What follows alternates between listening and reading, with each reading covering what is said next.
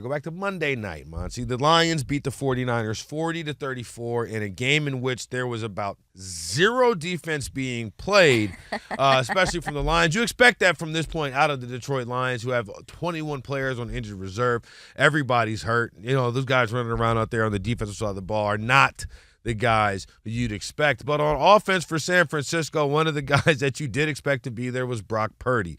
Left this game with an injury in his right arm. You heard Isaac Lowenkron just say that he will likely miss Week 18 against the Cardinals. It's a bruise with nerve inflammation. Same elbow that he had Tommy John surgery just a few years ago. Brock Purdy, depending on who you talk to, he was an MVP last year, MVP caliber.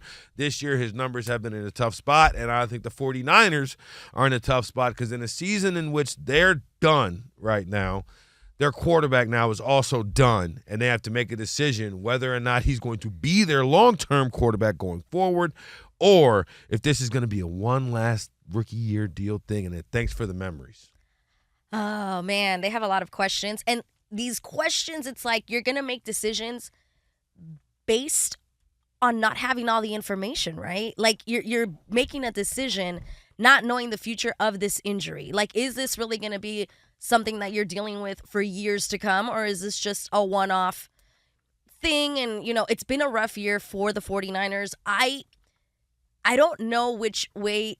I don't know how to fix their situation because they have to they're paying so many players.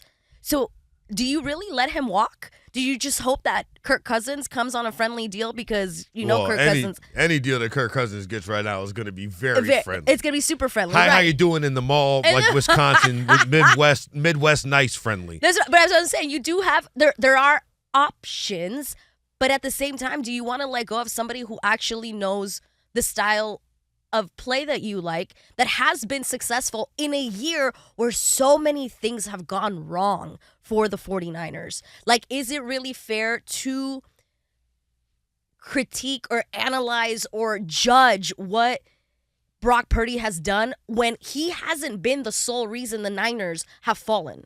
They have gone through so much adversity on and off the field, personal adversity for some of the players. Sure. It's been a really rough year. So that's why I'm like, I don't know how to judge Brock Purdy this year. I don't know what I would do moving forward, but he can't play on a $1 million deal. He can't do that. There's no way. Well, he's got his last year of his rookie deal, so he'll be playing on something like that, whatever $1 million, whatever he'll have, and then they can franchise him, tag him. You said there's not enough information. I don't think there's enough information. I disagree. Okay, give it to me. There's plenty enough information. All right. Because we have, at this point, a large sample. Brock Purdy's made over 30 starts in the NFL. Sure. So you have an idea of what he is. Mind you, remember, Jordan Love got paid after making 17 NFL starts, and only 8 of them were any good. Okay? The second half of last year, Jordan Love up there tied for, second or third largest contract in the NFL. You say Brock Purdy is not the reason why the 49ers have fallen off. Not the sole reason. I can't tell you this. He's definitely not the sole reason why the 49ers didn't fall off. And if you're going to make a franchise quarterback, a actual franchise quarterback, when you have these different injuries here, there, everywhere, your franchise is supposed to just keep on ticking. Like, you look at the Kansas City Chiefs, for example, and obviously Patrick Mahomes is the gold standard as we view quarterbacks in this league, not necessarily for his stats this year, but his play since he's been in the NFL and been a starter. You can lose Tyreek Hill and go back to the Super Bowl. You can tackle Rashee Rice and blow his knee out week 3 and still go 15-1 throughout the regular season. Josh Allen, another great quarterback you're paying him max money to at the time. He's really underpaid at this point. You lose Stephon Diggs. You draft Keon Coleman. Amari Cooper comes over, you trade for him. Just 2 games with no targets, and all they do is keep on ticking, right? The 49ers didn't keep on ticking. And last night, if the Lions were starting people who had a little bit more NFL experience besides you and me, right, because half the defense was sitting on the couch at the start of the year because they've had so many injuries, I don't think that you're even looking at a game like last night where he had 377-some yards. It's because Ricky Pearsall is running wide open. And I'm glad for Ricky Pearsall because here's the thing. I needed him to have a good game. I really, really did because I really needed the announcers to have anything else to say besides, Ricky Pearsall, who got shot this offseason, and that's why it took him so long to get started. So congrats to Ricky Pearsall and Brock Purdy. Thank you for getting in the ball lines. Thank you for getting them open. But if the question is Brock Purdy the type of guy who you got to pay and solve your problems? The answer is here, and the answer is no. So what he did coming in as the last pick in the NFL draft, what he has done has no value to you. I feel like we should be rooting for this guy. His story is the story you should be rooting for. I mean, I have no problem with the story, but if you're asking me, is Brock Purdy, and it's a great story. It's a great story even still to this day. Right, but he has had success. This year, obviously not, but he has had success. So you're saying the immediate success that he gave the 49ers when they were down without a quarterback has no value anymore. It's more of like, what have you done for me lately? That's kind of what you're saying. It has no value. It just doesn't have $60 million average annual value. I'm not saying he should get that either. I'm with you. Now here's the catch-22, because I'm looking at this from the 49ers side of things. I'm not cutting that check. Now, if I'm Brock Purdy and his agent, I'm going in there and I said, look at what Jordan Love does. He has started, 10 good games in his career prior to the time he signed that contract. Trevor Lawrence had one playoff game at the time that he signed his contract, right? Dak Prescott and all of his misgivings, in fact, lost to that same Jordan Love in the playoffs and signed that contract. Brock Purdy said, no. All I do is go to the NFC Championship game when I'm in the postseason. I'm going to need that money. If I'm Kyle Shanahan, I'd say, well, Brock, thanks for the memories. I'll find another one of you. Yeah, you just pointed out that there's a lot of terrible contracts in the NFL with the quarterbacks. And I don't disagree with you that a lot of people get very excited over one moment, one game, and they're like, this is it. This is what we're doing. You're right. I would not pay Brock Purdy $60 million, but I don't know if I would let Brock Purdy walk away. Now, if you're letting him walk away, then that means you're completely starting over, which, I think that's a shock for me, but maybe that's not a shock for you since from the start of the season, you didn't even have the 49ers going to the playoffs. So maybe for you, your perspective is a little bit different than the perspective I had on the 49ers. And that's why you're okay with kind of just like, all right, let's wrap it up. Thank you so much. We're going to start over. That seems like the angle you would take. If my options are, you pay Brock Purdy, who has now had his second elbow injury to his throwing arm that has had him miss games, pay him top of the market, or find another quarterback, I'm walking through door number 2 every single time. Now, if you could tell me that I'm going to get Brock Purdy at like a Baker Mayfieldian type deal where I can do him for, 3 years, $100 million guaranteed, or even a Kirk Cousinsian deal like before coming into Atlanta with 4 years, $120 million, $100 million guaranteed. All right, cool. But if I'm Brock Purdy, I'm giving Kyle Shanahan 2 middle fingers and saying, no way am I taking $30 million guaranteed when on the open market I can get 60. So that's why I'm saying if I'm Shanahan, because that's what the option is. That's what the market says. But then just to spin what you're saying, if it's true that you're over here thinking like if you have been through these 2 surgeries, all of the things you just listed, isn't other GMs and other coaches going to think the same? Like how is his market so open then? Because there's an idiot in every team, right? No, seriously. I was in college at the same time as Kirk Cousins. We're the same exact age. I've been in I have one more Achilles than him, and he signed this year for $100 million guaranteed. Brock Purdy is still, 25 years old, 26 years old? Somebody can talk themselves into it. It's just, Aaron Rodgers off of an Achilles, you know what I'm saying? Somebody will talk themselves into it. It's just if it's the San Francisco 49ers at this point, I would think that Kyle Shanahan just has a blind spot for quarterbacks.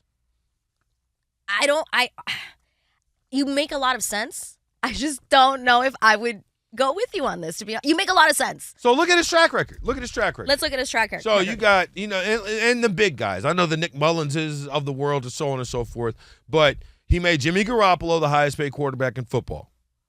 That didn't, and they got to Super Bowls, right? But it's like, we look at Jimmy Garoppolo, every other spot he's been. They got there in spite of him. Does anybody say that Jimmy Garoppolo, who threw 8 passes in a playoff game once, was like, oh, yeah, this is the reason, right? Then traded an entire draft, essentially, for Trey Lance, who was a bust. Trey Lance, who, mind you, can't see the field in Dallas right now. Seriously. No, can't play in front of Cooper Rush, all right?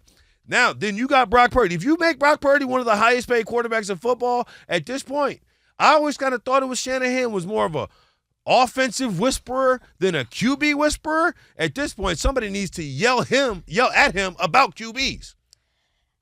So again, I think the big thing here is like, I don't think you pay Brock Purdy $60 million, but you're right. Like if somebody is willing to pay him that and the Niners have to match that, that is what I don't agree with. I don't think you just let him walk away that easily. Oh, I mean, yeah, if you can get him at $30 million, sure. But if I could buy a house in L.A. for $100,000, well, that's not gonna happen. I would buy it. That's not going to happen. There you go. But it's like Kyle Shanahan would be then completely starting over, especially because all of his players are getting older. Like his big pieces on that roster are getting older. They're already getting paid. So it's like you really would be starting over. So what? This was the last pick in the draft. This was not the plan. But he took you already so far. He was in the car. He was not driving the car. As we have seen, this season to me is evidence. You've had several, think about the upper echelon quarterbacks that just go ahead. Name your 3 quarterbacks who were just like the top of the line to you. Overall or this year? Yeah, this year. That's hard. I mean, but yeah, we'll say Josh Allen, Lamar Jackson, Joe Burrow. All right, Lamar. Okay, this is not a quiz. Gotcha. T. Higgins has missed several games this year. Yes. Joe Burrow, look at his numbers. Boom. Offensively, they're making cases for him to be the MVP, and they've lost 8 games. Think about the weapons Josh Allen has lost this year. Think about the weapons Mahomes has lost this year. But how you're comparing quarterbacks who have been in the league for multiple years and have actual experience versus a guy whose experience is very limited. Was his second year? Second year as a starter? Yeah, as a starter?